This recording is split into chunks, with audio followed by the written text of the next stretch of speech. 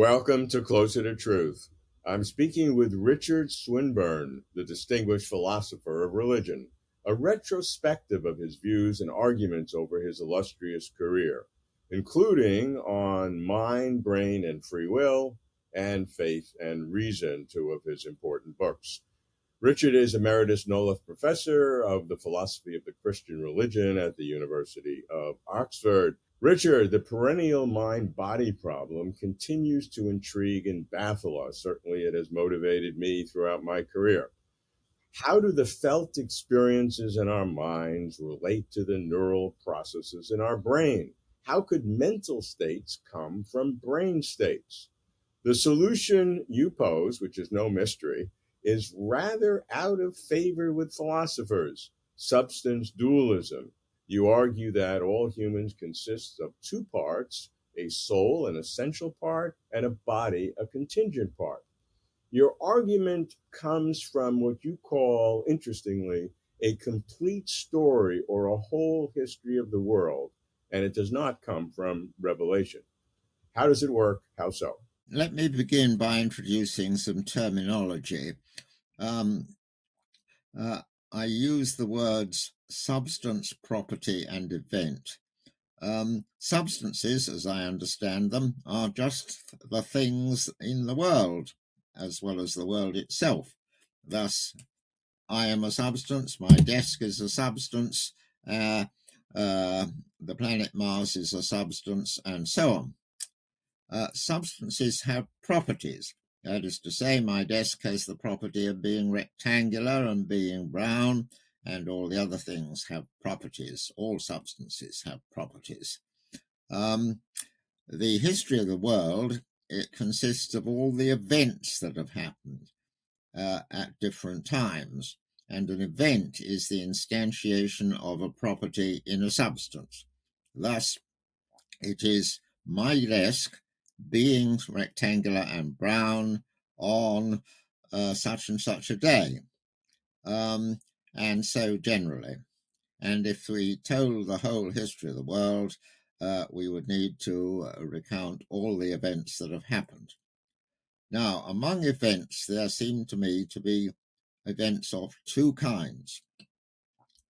First, the events which are publicly accessible in the sense that anyone can know about them if they have the right sensory apparatus, the right conceptions, and sometimes the right instruments and mathematics. But they're not private to anyone.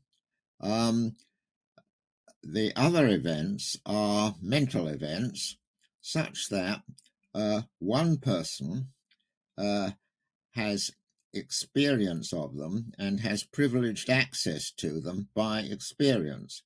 What I mean by that is whatever ways anybody else has of finding out what my current sensations are like, I could also use. I could infer from whatever evidence they have of brains or goings on or anything else about what I am sensing or thinking about. But I'm going to always go better than that because I know through experiencing it what I am thinking about. And those are the two very different kinds of events. I call them physical events, the first lot, and the other lot, mental events. These words, unfortunately, are used in different senses by many different philosophers and scientists, and there is no agreed sense of them. I am giving them this sense because they seem to carve out two very different kinds of event. Among events, mental events, there are some of them are pure mental events and others of them are impure mental events.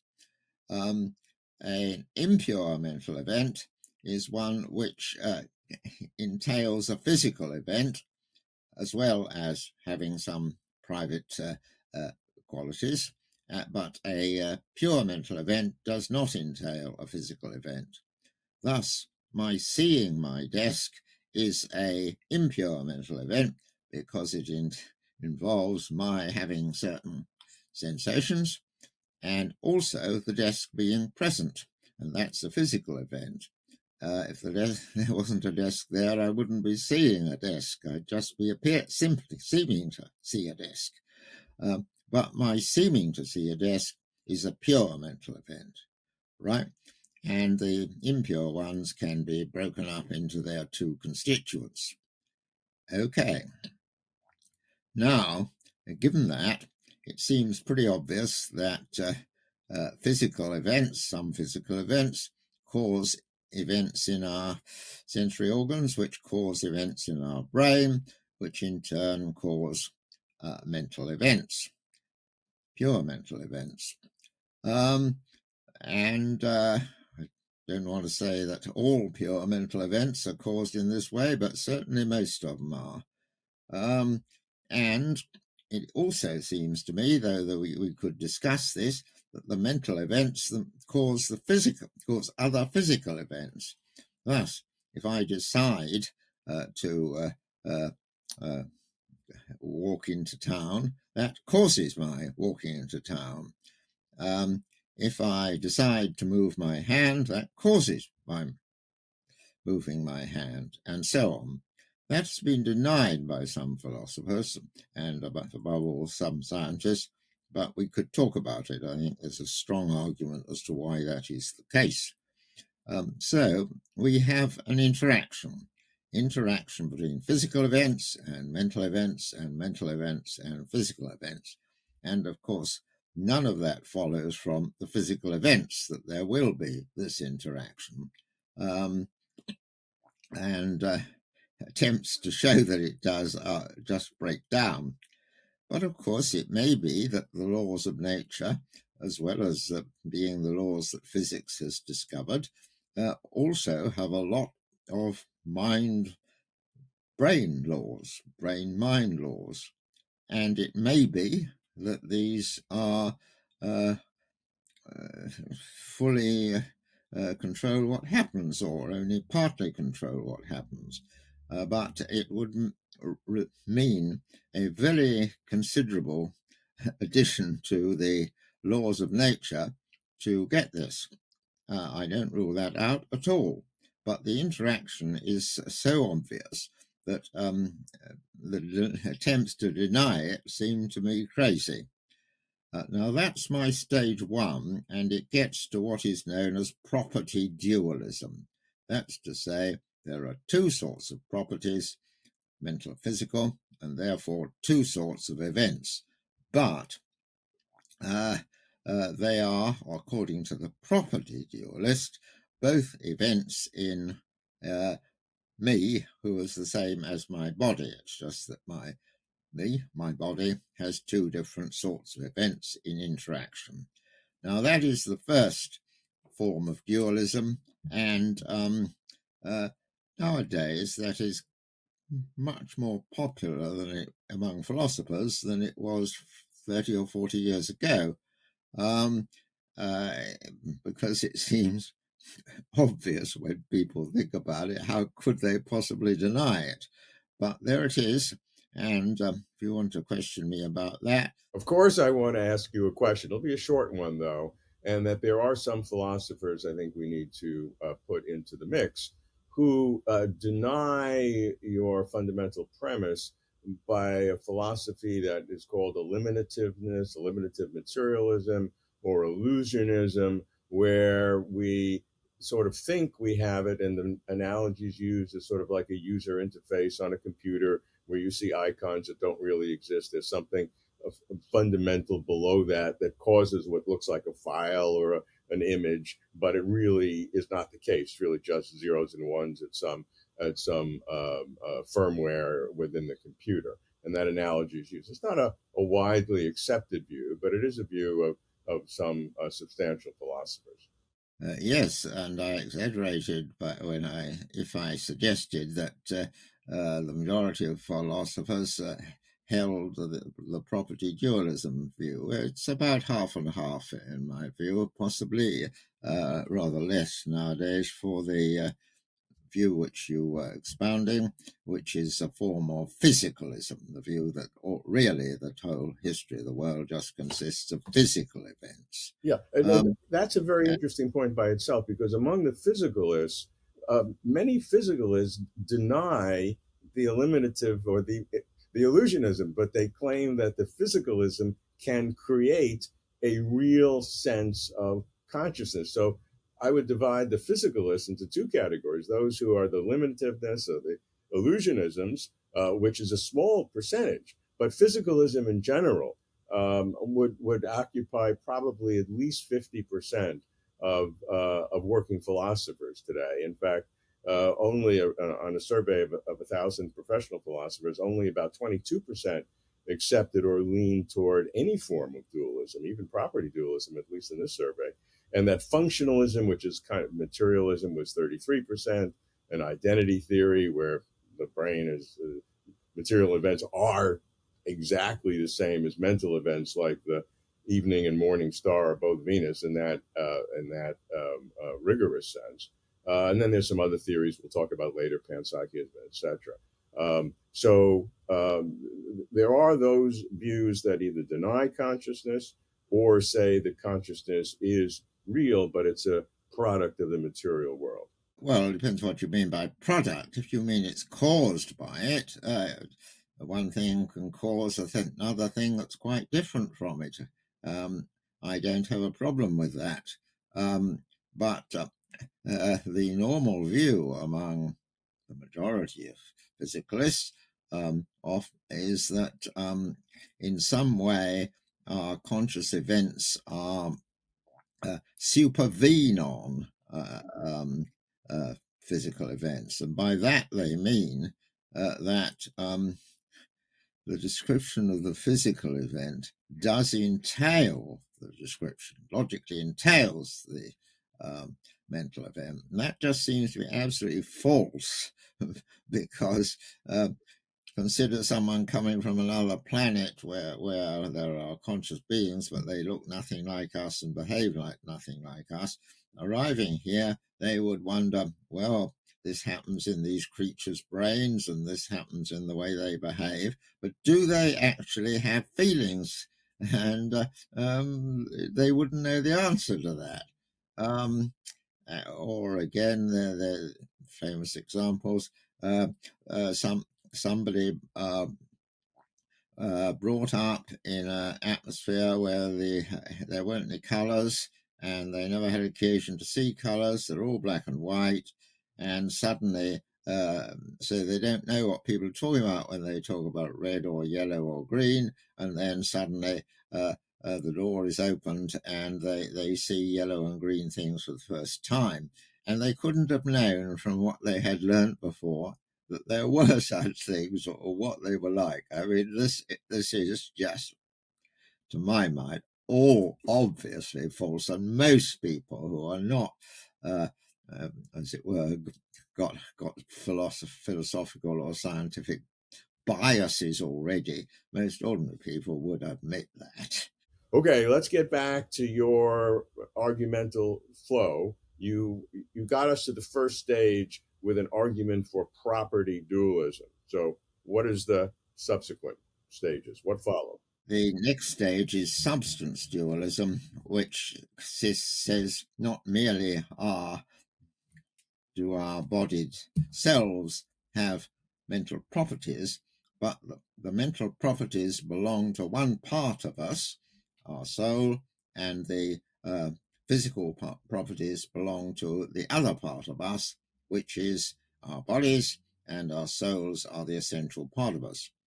Now, the way I approach this is by means of theories of personal identity. The theory of personal identity is a theory of what makes me the same person as looked like me and sounded a bit like me and is causally connected with me 50 years ago. And the normal answer is same body. But then the question arises, how much of the same body? Suppose I've lost arms and legs and had all sorts of replacements.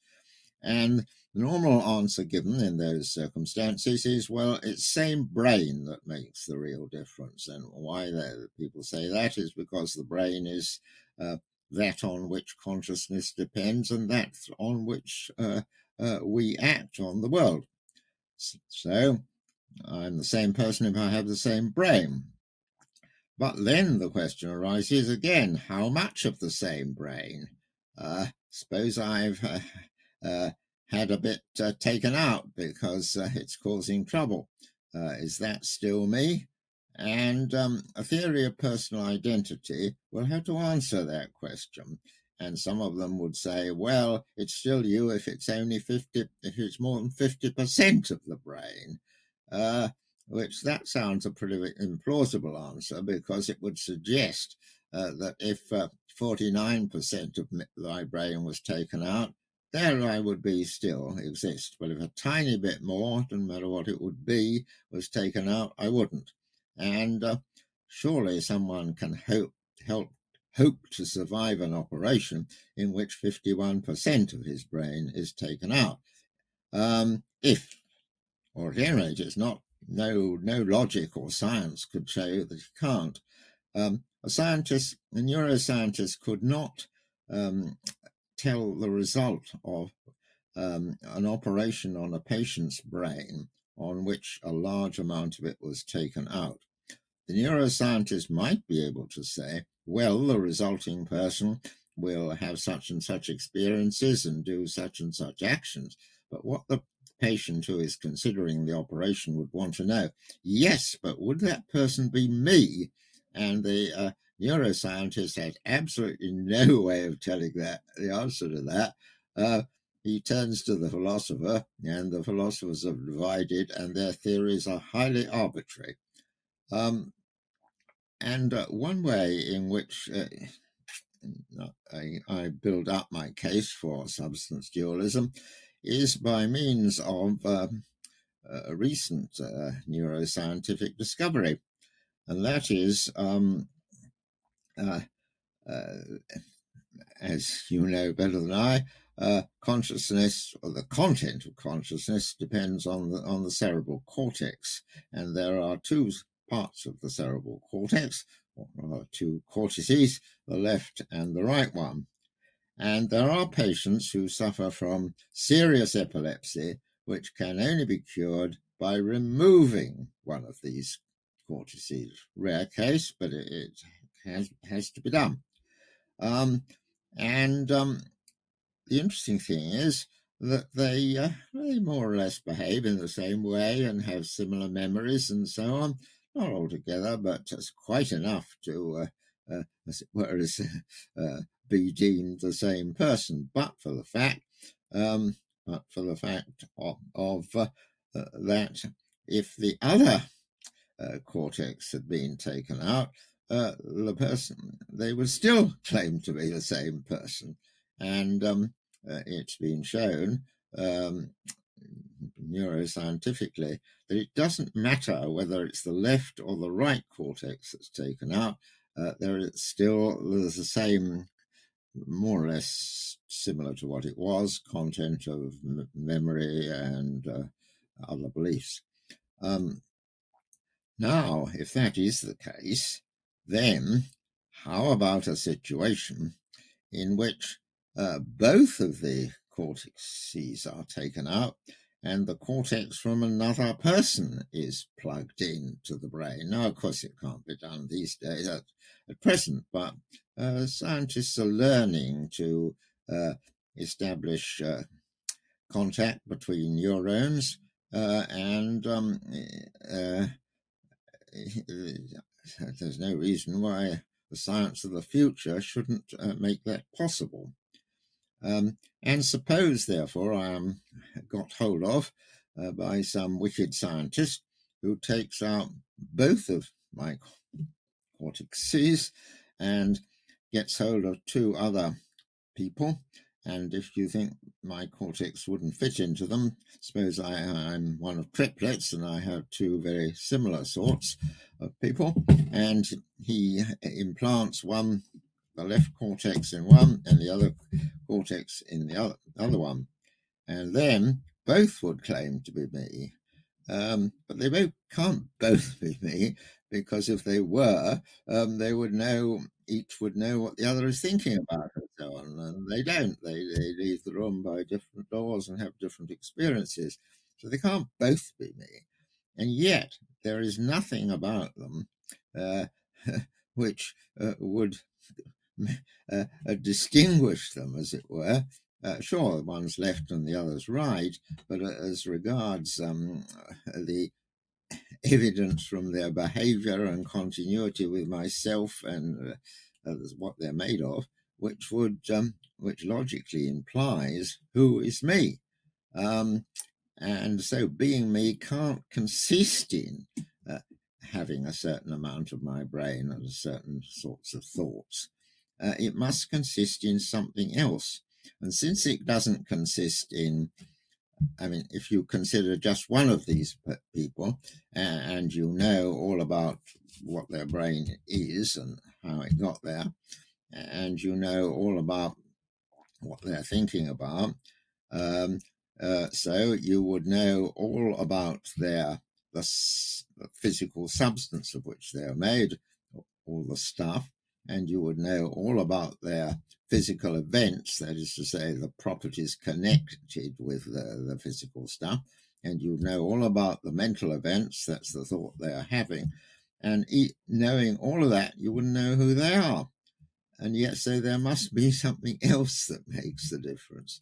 And that something else is obviously, if the physical stuff doesn't do it and the properties, mental or physical, don't do it, it must be a non-physical part. And that is what I call the soul. And it's my soul that makes one of these me. And not having that soul means that the other one isn't me. And that explains the phenomenon. Otherwise, there's nothing that being me consists in. And that is what forces the answer on us. There is another part, and if the other part is the mental part, it's natural to say that it has the mental events. All right, Richard, let me ask you a series of questions that deal with substance dualism. Now, the primary problem classically for substance dualism is how does anything non-physical interact with the physical? Because a fundamental physical principle of physics is the causal closure of the physical or of physics. So, does substance dualism, as you describe it, violate the causal closure of the physical? Well, strictly speaking, it doesn't, because all the events in the brain could cause events in that substance without the mental events causing any physical events. I mean, this criticism can be made of property dualism as well. You can say there's just the one-way causation from the physical to the mental and not the other way around. That's My epiphenomenal. argument against, I think I'll forget the substance part for the minute, but my argument against that is an argument also against non-interactionist, is also an argument against interactionist property dualism. Okay, well, the person who says all our mental events are caused by physical events, but they never cause mental events, I would ask him, well, how do you know that? And they would say, well, I have all that happens is just the physical events cause other physical events and sometimes cause mental events. And I know that the mental events never make any difference. And I say, well, how do you know? And they say, well, I can show that this will happen, such and such a sequence of brain events would occur without the mental events making a difference to them. Let's say the same sequence would happen, whether or not I had certain thoughts and feelings. And then I say, well, in that case, how do you know that I have any thoughts and feelings? And the only way we know what happened to us in the past and what our thoughts and feelings are because our past events set up memories, mental events, and the mental events themselves cause traces in the brain, which in turn, when we think about it, give rise to our memories of them.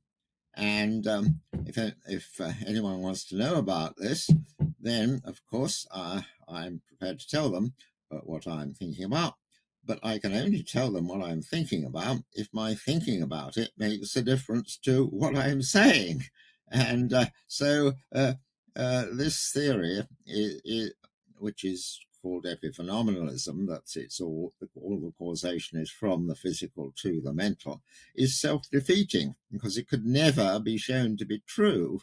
Okay, what is your reaction to so-called non-reductive physicalism, which has some similarities to property dualism, and in particular because some Christian philosophers who are believers have taken this position up to support physicalism, but then recognize that there's some pattern that God in the future can use in a resurrection. So they are believers; they believe in God, believe in the resurrection, but their view of the mind-body problem is physicalism, but non-reductive physicalism.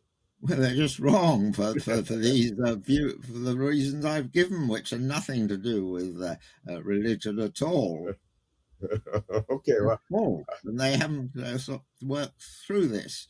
They don't ask the question if, in your view, there is no interaction between mind and body. How do you know either what you've done in the past or what anyone else has done in the past? You wouldn't know anything at all. And so you can't construct a theory. Again, it's there's a different question about knowing something, and you could be unable to know it because of the problem of other minds. I mean, we can't know that anybody really has inner thoughts other than ourselves in a literal sense. But not infallibly, no, but we can know because they have brains like us, we believe. Yeah. And because they report events of a sort we can understand. Right. So strong analogies, to be sure, and I really believe you are conscious. So let's I'm not a solipsist. All right. Let me go on to a different question, and that is to kind of understand what is this substance in substance dualism. So let me give you my thoughts on it. If substance dualism is true, as you suggest, each individual has or his or her own non-physical substance in some way. Are these all the same kind of substance, at least at the beginning? Now, I think in the first edition of your early book, The Evolution of the Soul, you took the position that souls have thisness, particularities, just as our physical bodies do. But I think you then changed your view in your newer book, Brain, Mind, and Free Will, such that souls cannot be made of stuff, if I got that right. So, yes. So does this substance dualism, the substance of the substance dualism, have parts, or is it simple? Is it undifferentiated with no parts? How does it relate to us? And could there be there has to be some kind of differences in this yours and my substance because we're different?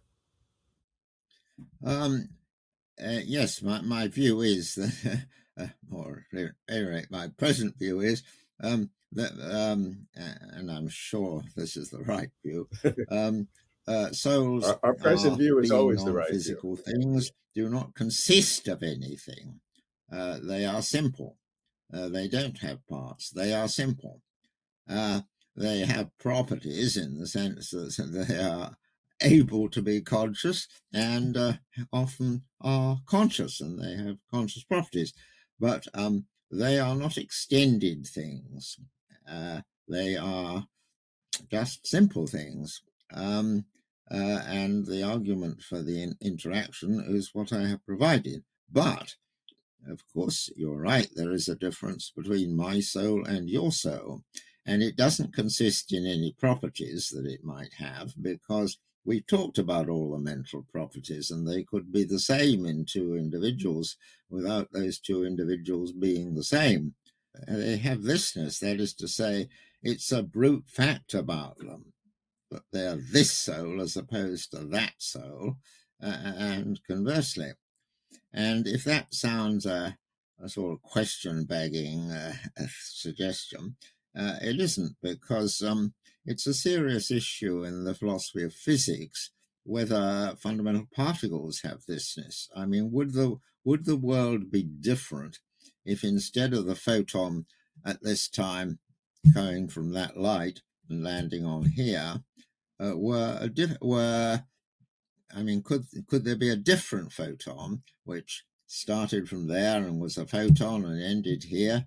And so the world was different in that respect. If it could be, then photons would have thisness. If it couldn't be, then photons don't have thisness. And generally, it's thought that photons certainly don't have thisness. But consider other sorts of particles, which are a bit more substantial and so on. It's a serious issue whether electrons have thisness or don't. And so the analogy with a soul is similar, that there's no differentiation, but it has certain ways of expressing. It's this one. That's all there is to be said. It's me. Okay, and that captures your memories or your character or whatever. Yeah. Okay, let's conclude by some very quick reactions to some other theories. Now, many people, many philosophers, and increasingly so, buy a lot of your arguments, but they go further than substance dualism in a sense, and go to so-called panpsychism, where mental properties are built into fundamental matter. And then some go to idealism, which is that the only reality is consciousness and the physical world is somehow derived from that. So you're distinguishing substance dualism, and I want to ask you briefly for each category, panpsychism and idealism. Well, I'm certainly distinguishing it from idealism because I believe in the material world exists. And the argument for that is that postulating the material world, desk, tables, and chairs, and so on, provides the simplest explanation of why I have the sensations I do. Otherwise, there would be no reason for the fact that if I move further away from the screen occupies a smaller area in my visual field, and so on. So certainly I reject that. Now, panpsychism needs a little careful spelling out as to what it's claiming. What it seems to be claiming by its name is that everything in the universe is conscious. And that would imply that atoms are conscious, but of course I am not an atom and can't deny I'm conscious. So things made of atoms are conscious. But then the issue is which things made of atoms are conscious, because a given atom will be part of a molecule, which will be part of a cell, which will be part of my arm, etc., etc. So are all these things conscious? And if so, then in that case, atoms are part of innumerable consciousnesses. We get a complexity beyond necessity here. We are postulating innumerable things, and we need an explanation. We're postulating innumerable things, and just for what purpose?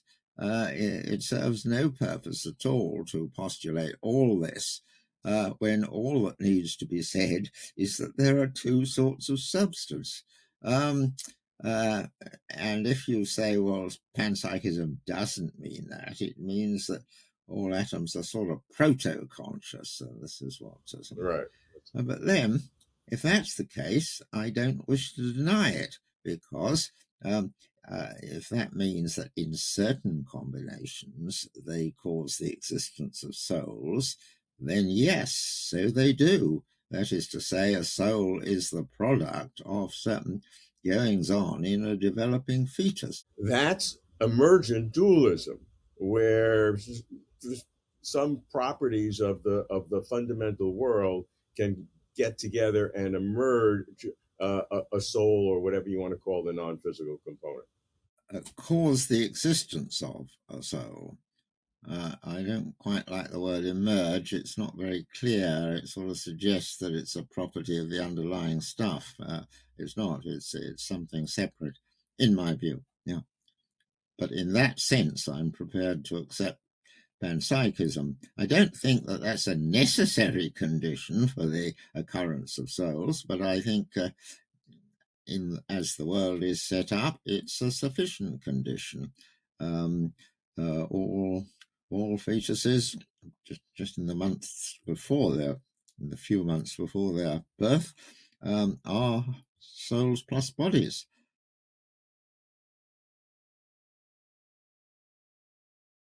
Richard, why is free will so vexing to philosophers, and what is your approach to it?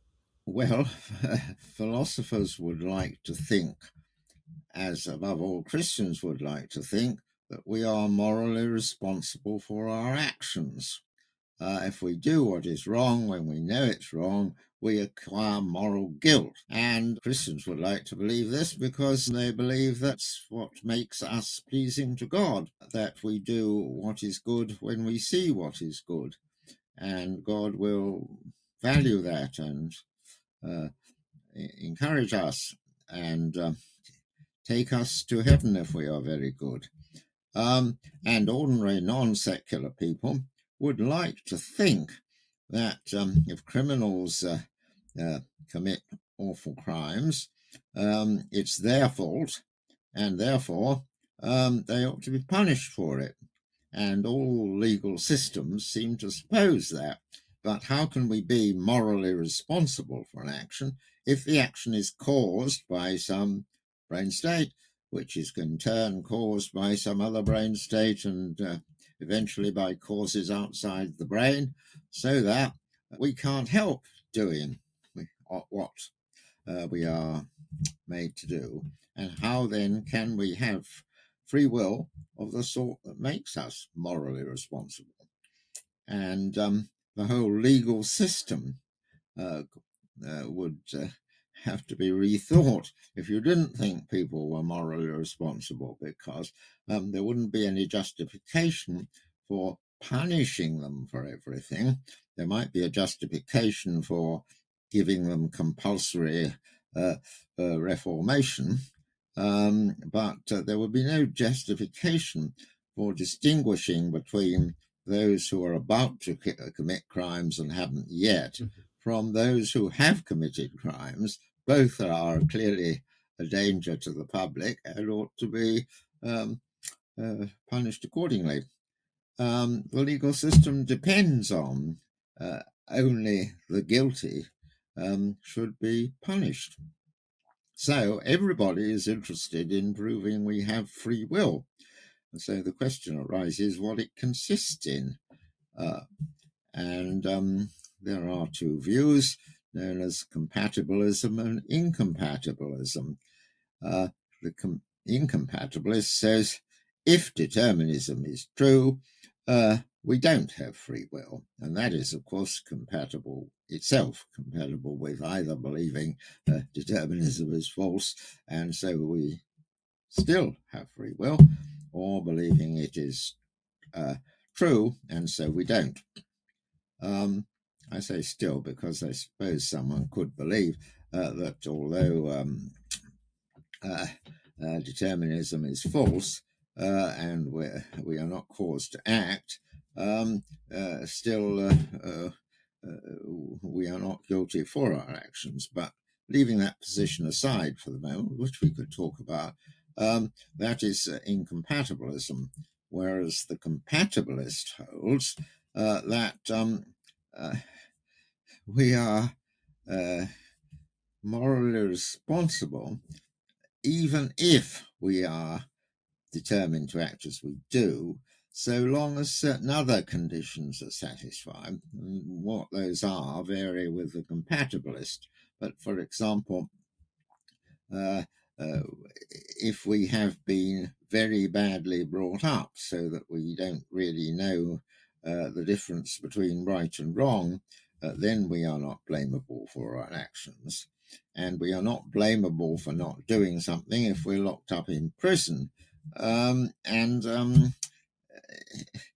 We are only culpable if we are not caused in a certain sort of way to do them. Being caused by brain states doesn't make us non-culpable, but being caused to, for example, being caused to pull a trigger of a gun because someone else is pushing our finger, or because someone else is threatening to kill us, is often thought of as excusing us.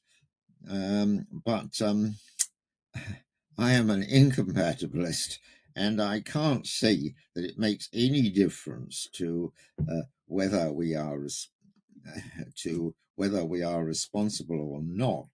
That our actions are caused in one way rather than another. If they're totally caused, then it's not us that does it. And at any rate, those are the positions.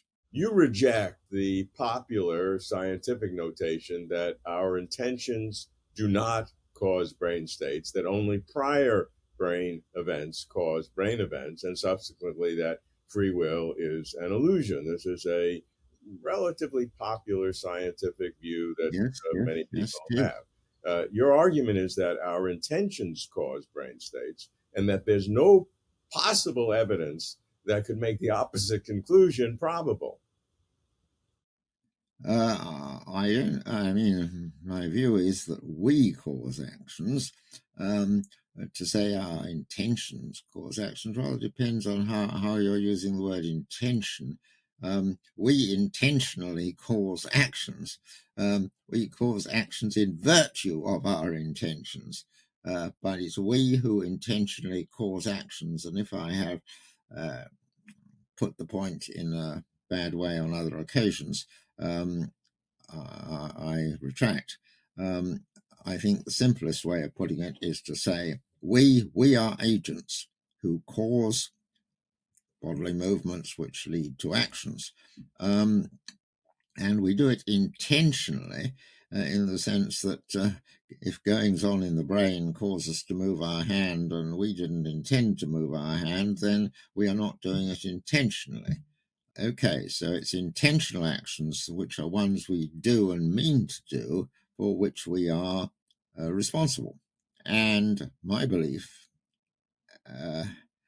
only on a slight balance of probability, is that we are often not caused to form the intentions we do.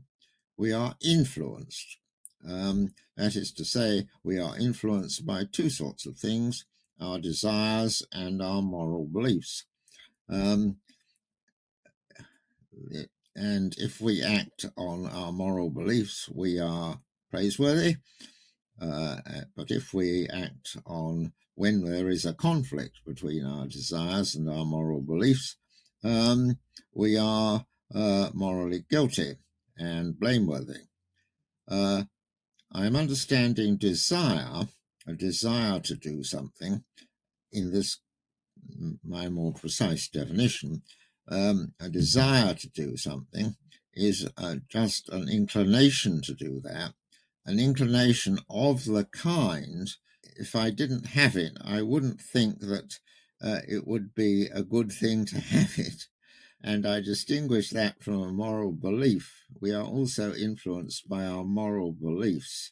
If I think something's morally good, that does influence me to do it. But if I have a desire not to do it, then that's in conflict with that. If I desire to tell a lie for the sake of my reputation, then I may believe it's morally wrong, but I have a desire to save my reputation. The moral belief is one which I believe would still be a true moral belief, even if I didn't have it, whereas the desire to save my reputation would not be an inclination to do the action if I didn't have it. That's to say, it doesn't provide a reason for doing the action other than the fact that I desire to do the action, whereas the moral belief does provide a reason for doing the action other than that I have the moral belief. If I have the desire to save my reputation, then I don't believe that if I didn't have that desire, it would still be a reason for saving my moral reputation. But if I have the moral belief that I ought to tell the truth, then I believe about it that even if I didn't have that moral belief, it would still be true. So there are two sorts of inclinations which, when we are making serious moral decisions, influence us. Is it your claim that fundamental moral truths are principles that are logically necessary truths? Well, I do believe that, but that's not all. That's not what I'm saying. That I'm saying moral beliefs are beliefs that we believe are truths independent of our belief. That's to say, it's moral cognitivism, the belief that moral beliefs really are beliefs. It's not moral realism, which is the claim that our beliefs in fact have a truth value, whether or not we believe it. So it's much more limited. It's a psychological assumption. If we have a moral belief, we believe about it that it's true. Are there absolute moral truths that hold in all possible worlds? I think so, but I think that would take us away from this particular topic. Okay, understood. The key argument for those who claim that there is no free will, that our feeling of free will is an illusion, is the causal closure of the physical. That fundamental law of physics is that everything in the physical world, to the degree that anybody has ever determined, is determined within the physical world. And there's nothing outside the physical world that can change that. And that is the fundamental assumption lying below all the papers and books and arguments that many give against the idea that there is free will. Yes, that is true, and I think that it's true that they do use that argument, and I think that the causal closure of the physical is false. It's certainly not, because if it were true, then all the beliefs that I have would not be caused by if I remember something in my past, then everyone would agree. When I have a sleep, there's no mental events going on some of the time, and then in the morning I remember having done that. Now, how can that be? The only possible way is if when I did something yesterday, that caused a trace in my brain, which in turn caused me to remember it today. But if the mental does not affect the physical, then that can't be happening. Yesterday's events can't cause traces. And so I am not justified in believing my memories. And if I tell you what I did yesterday, well, that's you only have reason to believe me if my memory of what I did yesterday has caused me to tell you this. But if there is no downward causation from the mental to the physical, that would be false. And it's therefore self-defeating to assert the causal closure of the physical, because the causal closure of the physical means that we could not know whether the mental makes any difference to the physical. And we couldn't know anything, in fact, because all our knowledge is built up of what people observed in the past and thought about and told other people about. But if we have no justification for believing that, then we have no justification for believing almost anything, and certainly not the causal closure of the physical. But all of that has occurred in the past are encoded in neural impulses or synaptic potentials or chemicals, a complex discussion. But it's the same thing. I mean, that's the physical cause of what I ate for breakfast yesterday. No. What is the reason? I mean, you may say that, as it were, what has happened in the physical world has caused certain things in my brain, but that's not why I tell you this. I tell you this because I believe that I have seen certain things, and that's a mental event. And I report to you my past experiences, which are the justification for that. If you deny that my past experiences have any influence, then I want to know why you think that they occur, that I had these experiences. In that case, you are denying, in effect, any knowledge of the mental, except what's going on at the moment. And that's nothing, no knowledge to build a theory on. And at any rate, science is almost entirely dependent on what other people report about what they have observed and so on. And that means they have to tell us or write it down. And that, once again, involves causation of the physical by the mental.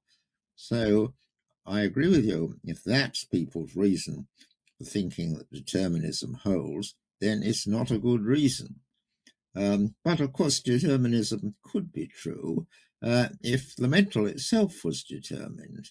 That is to say, if a brain event causes mental event, causes my desires and beliefs, which are mentally accessible, and they in turn cause me to form this, to do this intentionally rather than that intentionally, then I would not have the sort of free will called libertarian free will, which I have suggested is necessary for moral responsibility.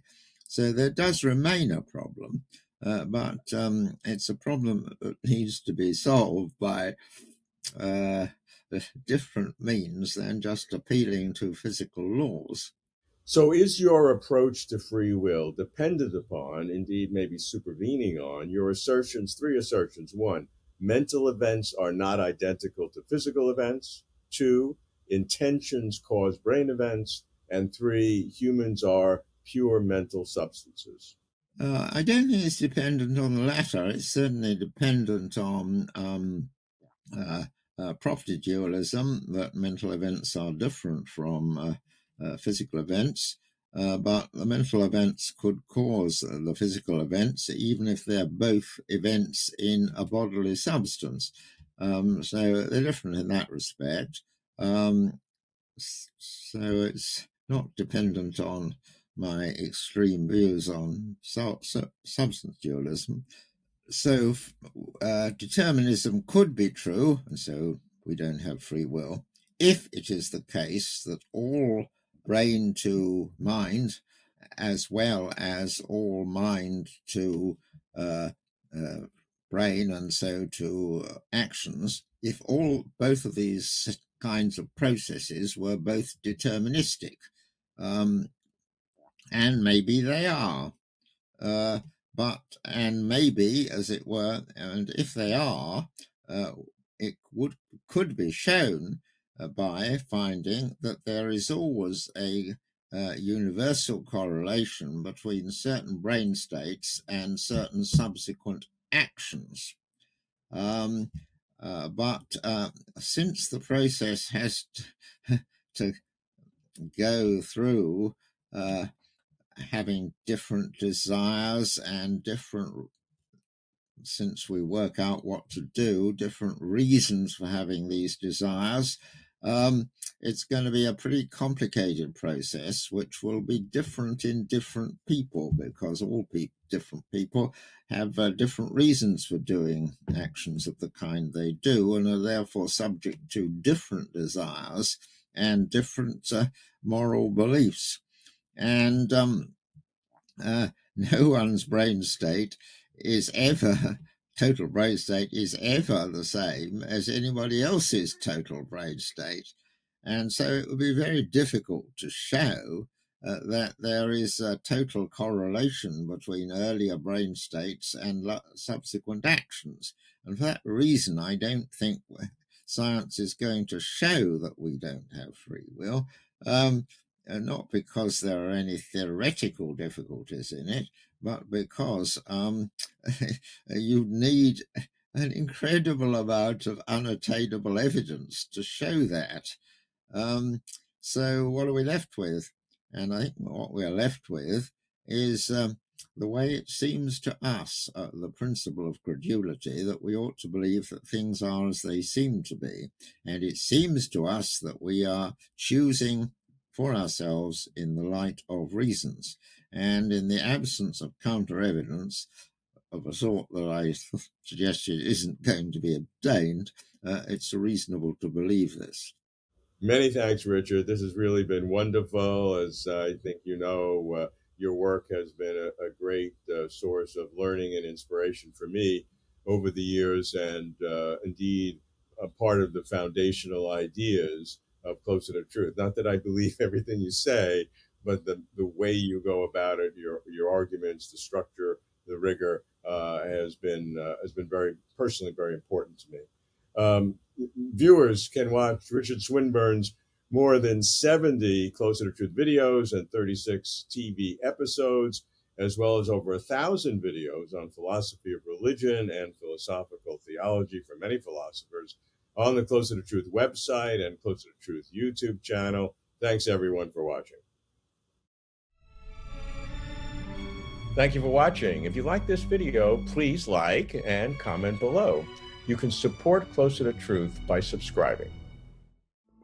Closer to Truth is now accepting your tax-exempt donations. Please come to closertotruth.com/donate. Thank you very much for supporting us, and thanks for watching.